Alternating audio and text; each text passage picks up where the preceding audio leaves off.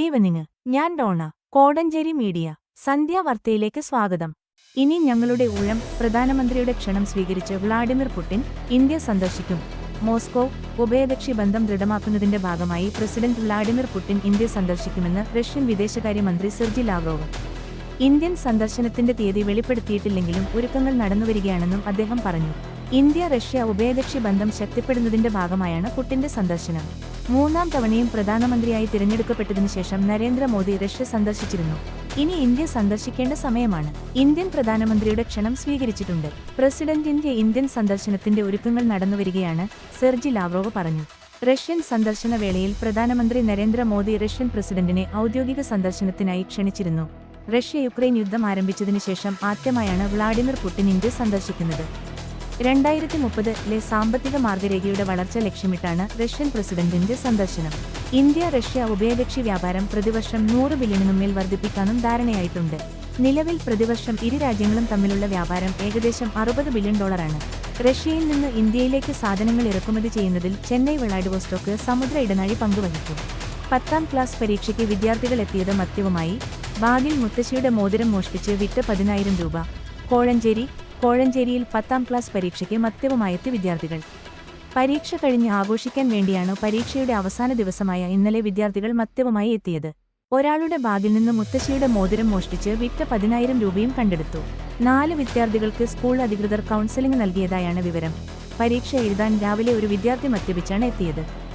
സംശയം തോന്നിയ അധ്യാപകർ കുട്ടിയുടെ ബാഗ് പരിശോധിച്ചപ്പോൾ മദ്യക്കുപ്പിയും ആഘോഷം നടത്താൻ ശേഖരിച്ച 10,000 രൂപയും കണ്ടെടുത്തെന്ന് പോലീസ് പറഞ്ഞു.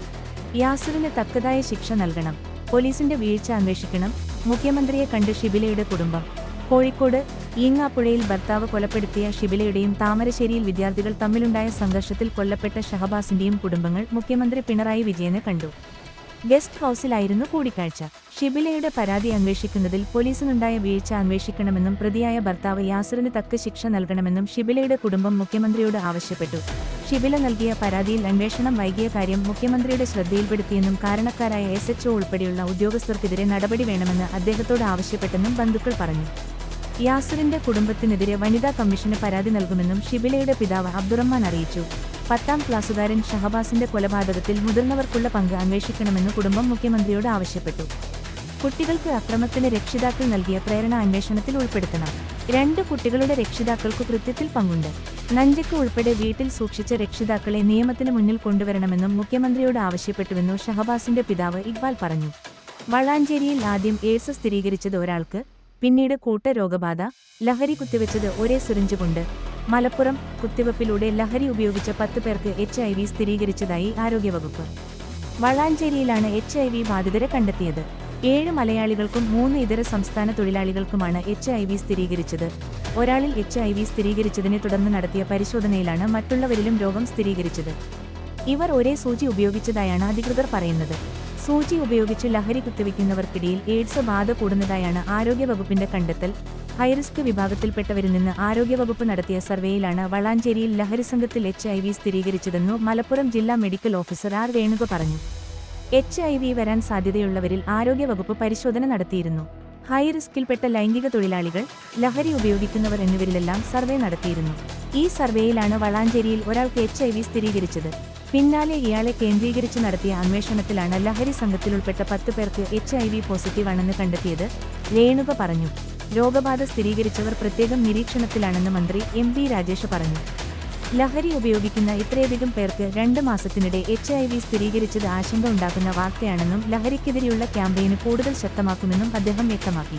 ലൈംഗികാവയവത്തിലെ മെറ്റൽ നട്ട് കുടുങ്ങി, ആശുപത്രിക്കാരും കൈവിട്ടു, രക്ഷയായത് ഫയർഫോഴ്സ്. കാസർകോട്. ലൈംഗികാവയവത്തിലെ മെറ്റൽ നട്ട് കുടുങ്ങിയ 46-കാരനെ രക്ഷപ്പെടുത്തി ഫയർഫോഴ്സ്. കാഞ്ഞങ്ങാടാണ് സംഭവം. വാഷറിനും മറ്റും ഉപയോഗിക്കുന്ന 1.5 ഇഞ്ചോളം വ്യാസമുള്ള നട്ടാണ് 46-കാരന്റെ ലൈംഗികാവയവത്തിൽ കുടുങ്ങിയത്. ചൊവ്വാഴ്ച രാത്രി 8 മണിയോടെയാണ് ഇയാൾ ചികിത്സ തേടി കാഞ്ഞങ്ങാട് ജില്ലാ ആശുപത്രിയിലെത്തിയത്.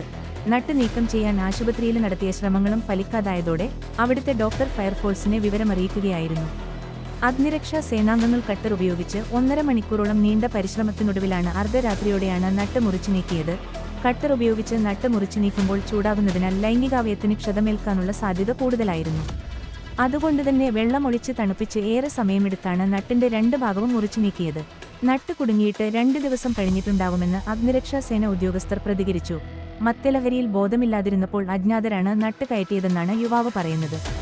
മൂത്രമൊഴിക്കാൻ പോലും ഇയാൾ വളരെ പ്രയാസപ്പെട്ടിരുന്നു. ലൈംഗികാവയവത്തില് കുടുങ്ങിയ നട്ട് ഊരിയെടുക്കാനായി 2 ദിവസത്തോളം സ്വയം ശ്രമിച്ചിട്ടും പറ്റാതായതോടെയാണ് ഇയാൾ ആശുപത്രിയിലെത്തിയത്. ആശമാർക്ക് ആശ്വാസം, അധിക വേതനം പ്രഖ്യാപിച്ച് തദ്ദേശ സ്ഥാപനങ്ങൾ. തിരുവനന്തപുരം സർക്കാരിനെതിരായ സമരം തുടരുന്നതിനിടെ ആശാ വർക്കർമാർക്ക് അധിക വേതനം പ്രഖ്യാപിച്ച് UDF ഭരിക്കുന്ന കൂടുതൽ തദ്ദേശ സ്ഥാപനങ്ങൾ. കണ്ണൂർ കോർപ്പറേഷനും 6 നഗരസഭകളും എലപ്പുള്ളി പഞ്ചായത്തുമാണ് ആശാ വർക്കർമാർക്കാണ് ബജറ്റിൽ തുക വകയിരുത്തിയത്. പ്രതിമാസം 7000 രൂപ അധികം നൽകാൻ BJP ഭരിക്കുന്ന മുത്തോലി ഗ്രാമപഞ്ചായത്തും തീരുമാനിച്ചിട്ടുണ്ട്. തനത് ഫണ്ടിൽ നിന്ന് പണം നൽകാനുള്ള തദ്ദേശ സ്ഥാപനങ്ങളുടെ തീരുമാനത്തിന് സർക്കാർ അനുമതി നൽകുമോ എന്നാണ് ഇനി അറിയേണ്ടത്. തുച്ഛമായ ഓണറേറിയം കൂട്ടണമെന്നാവശ്യപ്പെട്ട് 1.5 മാസമായി സമരം ചെയ്തിട്ടും സർക്കാർ മുഖം തിരിച്ചു നിന്നതോടെയാണ് UDF ഭരണത്തിലുള്ള തദ്ദേശ സ്ഥാപനങ്ങളിൽ അധിക വേതനം നൽകാൻ തീരുമാനമെടുത്തത്. തൃശൂരിലെ പഴയന്നൂർ, പത്തനംതിട്ട വെച്ചൂച്ചിറ പഞ്ചായത്തുകളാണ് ആദ്യം അധിക ധനസഹായം നൽകാൻ ബജറ്റിൽ തുക വകയിരുത്തിയത്. ഇതിന് പിന്നാലെയാണ് പാലക്കാട് എലപ്പുള്ളി പഞ്ചായത്തും 6 നഗരസഭകളും കണ്ണൂർ കോർപ്പറേഷനും സമാനമായ തീരുമാനമെടുത്തത്. ആശാ വർക്കർമാർക്ക് പ്രതിമാസം 2000 രൂപ അധിക വേതനം നൽകാനാണ് UDF ഭരിക്കുന്ന കണ്ണൂർ കോർപ്പറേഷന്റെ തീരുമാനം. വാർഷിക ബജറ്റിലാണ് ഇത് സംബന്ധിച്ച പ്രഖ്യാപനം. ജില്ലാ ആസൂത്രണ സമിതിയുടെ അംഗീകാരം കിട്ടിയാൽ തനത് ഫണ്ടിൽ നിന്ന് തുക വകയിരുത്തും. ആകെ 128 ആശാ വർക്കർമാരാണ് നഗരസഭയിലുള്ളത്. ഇവർക്കായി പ്രതിവർഷം 3,72,00,000 രൂപ അധിക വേതനം നൽകാൻ നീക്കിവെക്കേണ്ടി വരും. ആശാ വർക്കർമാർക്ക് അധിക വേതനം നൽകുന്നത് പരിഗണിക്കണമെന്ന് കോൺഗ്രസ് ഭരിക്കുന്ന തദ്ദേശ സ്ഥാപനങ്ങൾക്ക് KPCC നിർദ്ദേശം നൽകിയിരുന്നു. എലപ്പുള്ളി പഞ്ചായത്ത് പ്രതിമാസം 1000 രൂപയാണ് ആശാ വർക്കർമാർക്ക് അധിക വേതനം നൽകുക. എലപ്പുള്ളി പഞ്ചായത്തിൽ 33 ആശാവർക്കർമാരുണ്ട്. ഇവർക്ക് സഹായം നൽകാൻ 396 ലക്ഷം രൂപ പഞ്ചായത്ത് വകയിരുത്തും. കോട്ടയം നഗരസഭയിലെ ആശാ വർക്കർമാർക്ക് പ്രതിമാസം 2000 രൂപയാണ് ധനസഹായം പ്രഖ്യാപിച്ചത്. മണ്ണാർക്കാട് നഗരസഭ 2100 രൂപ പ്രതിമാസം നൽകും. ആശാപ്രവർത്തകർക്ക് പ്രതിമാസം 2000 രൂപയാണ് പെരുമ്പാവൂർ നഗരസഭ അധിക ഓണറേറിയം പ്രഖ്യാപിച്ചിരിക്കുന്നത്. അടുത്ത സാമ്പത്തിക വർഷം മുതൽ അധിക ഓണറേറിയം ലഭിക്കും. ഇതിനായി 6.5 ലക്ഷം രൂപ നീക്കിവെക്കാനാണ് തീരുമാനം. പെരുമ്പാവൂർ നഗരസഭയിൽ ആകെ 27 ആശാപ്രവർത്തകരാണ് ഉള്ളത്. മരട് നഗരസഭയും ആശമാർക്ക് 2000 രൂപ പ്രതിമാസം അധിക ഓണറേറിയം പ്രഖ്യാപിച്ചു. ഇതിനായി ബജറ്റിൽ 8,50,000 രൂപ നീക്കിവെച്ചു. UDF ആണ് മരടും ഭരിക്കുന്നത്. 33 വാർഡുകളിലായി 33 ആശാപ്രവർത്തകരാണ് ഉള്ളത്. അധിക തുക അടുത്ത സാമ്പത്തിക വർഷത്തേക്ക് ഇതിനായി കരുതുമെന്ന് നഗരസഭ ചെയർമാൻ അറിയിച്ചു. ആശമാർക്ക് പ്രതിമാസം 7000 രൂപ അധികം നൽകുമെന്ന് BJP ഭരിക്കുന്ന കോട്ടയം മുത്തോലി ഗ്രാമപഞ്ചായത്തും പ്രഖ്യാപിച്ചു. സർക്കാർ കൊടുക്കുന്ന പൈസക്ക് പുറമെയാണിത്. ഇതോടെ മുത്തോലി ഗ്രാമപഞ്ചായത്തില് വർഷം ഒരു 84,000 രൂപ അധികമായി ലഭിക്കും. ഇതിനായി 12 ലക്ഷം രൂപയാണ് പഞ്ചായത്ത് ബഡ്ജറ്റിൽ വകയിരുത്തിയിരിക്കുന്നത്. തനത് ഫണ്ടിൽ നിന്ന് പണം അനുവദിക്കാൻ അനുമതി തേടി തദ്ദേശ സ്ഥാപനങ്ങൾ സർക്കാരിന് സമീപിച്ചു കഴിഞ്ഞു. സർക്കാർ തീരുമാനം പ്രതികൂലമായാൽ UDF ഇത് രാഷ്ട്രീയ ആയുധമാക്കും. കഴിഞ്ഞ ദിവസം പുതുച്ചേരി സർക്കാർ ഓണറേറിയം 10,000-ൽ നിന്ന് 18,000 വർദ്ധിപ്പിക്കാൻ തീരുമാനിച്ചത് പ്രതീക്ഷ നൽകുന്ന നടപടിയെന്നാണ് സമരസമിതി പറയുന്നത്. രാപകൽ സമരം ഇന്ന് 46-ാം ദിവസം. സെക്രട്ടേറിയറ്റ് പടിക്കൽ ആശാവർക്കർമാർ നടത്തിവരുന്ന രാപകൽ സമരം ഇന്ന് 46-ാം ദിവസത്തിലാണ്. സമരവേദിയിൽ ആശാപ്രവർത്തകരായ ബീന പീറ്റർ, അനിത കുമാരി, S ശൈലജ എന്നിവർ 8-ാം ദിവസം നിരാഹാര സമരവും തുടരുന്നു. ഇതിനിടെ ആശാപ്രവർത്തകർ, അങ്കണവാടി ജീവനക്കാർ അടക്കമുള്ള എല്ലാ സ്കീം വർക്കർമാരെയും തൊഴിലാളികളായി അംഗീകരിച്ച് വേതനം നിശ്ചയിക്കണമെന്നാവശ്യപ്പെട്ട് CIDU ഇന്ന് വൈകിട്ട് വിവിധ ജില്ലകളിൽ പ്രതിഷേധ പരിപാടികൾ നടത്തും. തിരുവനന്തപുരം സെക്രട്ടേറിയറ്റ് പരിസരത്തുനിന്ന് പാളയം രക്തസാക്ഷി മണ്ഡപത്തിലേക്കാണ് മാർച്ച്. വിദ്യാർത്ഥികളുടെ മിനിമം ചാർജ് 5 രൂപയാക്കണം. ബസുടമകൾ സമരത്തിലേക്ക്. നിരക്ക് വർധന ആവശ്യപ്പെട്ട് സംസ്ഥാനത്തെ ബസുടമകൾ സമരത്തിലേക്ക്. വിദ്യാർത്ഥികളുടെ യാത്രാനിരക്ക് വർദ്ധിപ്പിക്കണമെന്നാണ് ആവശ്യം. വിദ്യാർത്ഥികളുടെ മിനിമം കൺസെഷൻ നിരക്ക് 1 രൂപയിൽ നിന്നും 5 രൂപയായി ഉയർത്തണമെന്ന് ബസുടമകൾ ആവശ്യപ്പെട്ടു. കോവിഡിന് ശേഷം ബസ് യാത്രക്കാരുടെ എണ്ണത്തിൽ വൻ തോതിൽ കുറവുണ്ടായിട്ടുണ്ട്. 13 വർഷമായി വിദ്യാർത്ഥികളുടെ മിനിമം ബസ് നിരക്ക് 1 രൂപയാണ്. പുതിയ അധ്യയന വർഷത്തിൽ പുതിയ നിരക്ക് നടപ്പാക്കണം. ഇത് നടപ്പായില്ലെങ്കിൽ സമരത്തിലേക്ക് നീങ്ങുമെന്ന് ഓൾ കേരള ബസ് ഓപ്പറേറ്റേഴ്സ് ഓർഗനൈസേഷന് പ്രഖ്യാപിച്ചു. സ്വകാര്യ ബസ്സുകളിൽ കയറുന്നതിൽ ബഹുഭൂരിപക്ഷവും വിദ്യാർത്ഥികളാണ്. ഇവരിൽ നിന്നും മിനിമം നിരക്കായി 1 രൂപ വാങ്ങി സർവീസ് മുന്നോട്ട് കൊണ്ടുപോകാനാകില്ല. ബസ് നിരക്ക് വർധനയുമായി ബന്ധപ്പെട്ട് നിയോഗിച്ച കമ്മീഷന് റിപ്പോർട്ടുകൾക്ക് മേൽ സർക്കാർ അടിയിരിക്കുകയാണ് ചെയ്യുന്നത്. ജൂൺ മാസത്തിൽ നിരക്ക് വർധന ഉണ്ടാകണമെന്നാണ് സംഘടന ആവശ്യപ്പെടുന്നത്. ഇതിനുള്ള തീരുമാനമുണ്ടായില്ലെങ്കിൽ സമരവുമായി മുന്നോട്ടു പോകും. സമരത്തിന്റെ വസ്തുത ജനങ്ങളെ ബോധ്യപ്പെടുത്താനായി കാസർഗോഡ് മുതൽ തിരുവനന്തപുരം വരെ ബസ് സംരക്ഷണ ജാഥ നടത്തുമെന്നും. മുക്കം നഗരസഭയെ മാലിന്യമുക്ത നഗരസഭയായി പ്രഖ്യാപിച്ചു. മാലിന്യമുക്തം നവകേരളം ക്യാമ്പയിനിന്റെ ഭാഗമായി മുക്കം നഗരസഭയെ മാലിന്യമുക്ത ഹരിതസഭയായി പ്രഖ്യാപിച്ചു. മുക്കം മിനി പാർക്കിൽ സംഘടിപ്പിച്ച പരിപാടിയിൽ ലിൻഡോ ജോസഫ് MLA പ്രഖ്യാപനം നടത്തി. ചടങ്ങിൽ നഗരസഭാ ചെയർമാൻ P.T. ബാബു അധ്യക്ഷത വഹിച്ചു. Deputy chairperson advocate K.P. Chandni പ്രതിജ്ഞ ചൊല്ലിക്കൊടുത്തു. നഗരസഭയിലെ 33 വാർഡുകളും വാർഡുകളിലെ സ്കൂളുകൾ, അംഗൻവാടികൾ, മറ്റു പൊതുസ്ഥാപനങ്ങളെയും നഗരത്തിലെ പൊതു ഇടങ്ങളെയും മാലിന്യമുക്തമായി പ്രഖ്യാപിച്ച ശേഷമാണ് നഗരസഭയെ മാലിന്യമുക്തമായി പ്രഖ്യാപിച്ചത്.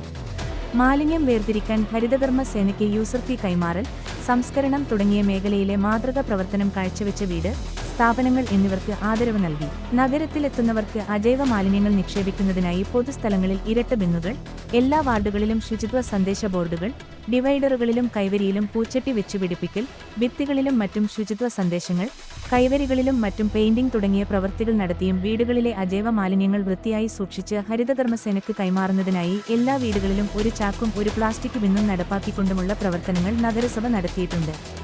എല്ലാ വാർഡുകളിലും മൈക്ക് അനൗൺസ്മെന്റ് നടത്തിയിട്ടുണ്ട്. കൂടാതെ വീടുകളിലെ ജൈവമാലിന്യ സംസ്കരണത്തിനായി ring compost, biogas plant, kitchen bin, bin തുടങ്ങിയവയും നഗരസഭ നൽകിയിട്ടുണ്ട്.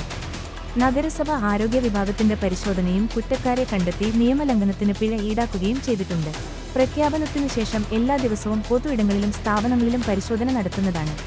എല്ലാ വീട്ടുകാരും സ്ഥാപനങ്ങളും മാലിന്യങ്ങൾ കൃത്യമായി വേർതിരിച്ചു അജൈവ മാലിന്യങ്ങൾ ഹരിതകർമ്മസേനയ്ക്ക് നൽകിയും ജൈവമാലിന്യങ്ങൾ ശാസ്ത്രീയമായി സംസ്കരിച്ചും നഗരത്തിന്റെ വൃത്തി നിലനിർത്തി പരിസ്ഥിതി സംരക്ഷണത്തിൽ പങ്കാളിയാവണമെന്നും ചെയർമാൻ അറിയിച്ചു. ചടങ്ങിൽ സ്റ്റാൻഡിംഗ് കമ്മിറ്റി ചെയർമാൻമാരായ വി. കുഞ്ഞൻ, ഇ. സത്യനാരായണൻ, അബ്ദുൾ മജിദ്, പ്രജിത പ്രദീപ്, കൗൺസിലർമാരായ Gafoor Kallurutti, Venu Kallurutti, M.T. Venugopalan, Abdul Gafoor, N.B. Vijayakumar, K. Mohanan, T. K. Swami, secretary Bibin Joseph തുടങ്ങിയവർ സംസാരിച്ചു. രാഷ്ട്രപതി വിശിഷ്ട സേവന ബഹുമതി അർഹനായ P. ഉണ്ണികൃഷ്ണന് ചടങ്ങിൽ ആദരിച്ചു. നാളെ വൈദ്യുതി മുടങ്ങും. കോടഞ്ചേരി KSEB സെക്ഷൻ പരിധിയിൽ HT ലൈൻ ടച്ചിങ്സ് ക്ലിയറൻസ് നടക്കുന്നതിനാൽ നാളെ 28 മാർച്ച് 25 വെള്ളിയാഴ്ച രാവിലെ 7:30 മുതൽ 9 വരെ പാത്തിപ്പാറ ട്രാൻസ്ഫോമർ പരിധിയിലും രാവിലെ 9 ഉച്ചയ്ക്ക് 12 വരെ ഇലന്തുകടവ്, മഞ്ഞുവയൽ, നെല്ലിപ്പോയിൽ, മഞ്ഞുവയൽ വാട്ടർ ടാങ്ക് ട്രാൻസ്ഫോമർ പരിധിയിലും ഉച്ചയ്ക്ക് 12 മുതൽ 2:45 വരെ ഉല്ലാസ് നഗർ, J&B പ്ലാസ, പൂളപ്പാറ എന്നീ ട്രാൻസ്ഫോമർ പരിധിയിലും വൈദ്യുതി മുടങ്ങുന്നതാണ്. കോടഞ്ചേരി നെല്ലിപ്പൊയിൽ പാറക്കൽ ശ്രീധരൻ ഉണ്ണി 57 അന്തരിച്ചു. സംസ്കാരം നാളെ വെള്ളിയാഴ്ച 2025 മാർച്ച് 28 രാവിലെ 9 മണിക്ക് തിരുവമ്പാടി ഒറ്റപ്പൊയിൽ ശ്മശാനത്തിൽ. ഭാര്യ സ്മിത, മക്കൾ അനിഷ്മ, അനന്തു. വാർത്തകൾ കഴിഞ്ഞു. നമസ്കാരം. വാർത്തകളും പരസ്യങ്ങളും അറിയിക്കുവാൻ വേണ്ടി കോടഞ്ചേരി മീഡിയ അഡ്മിന്മാരെ ബന്ധപ്പെടാവുന്നതാണ്.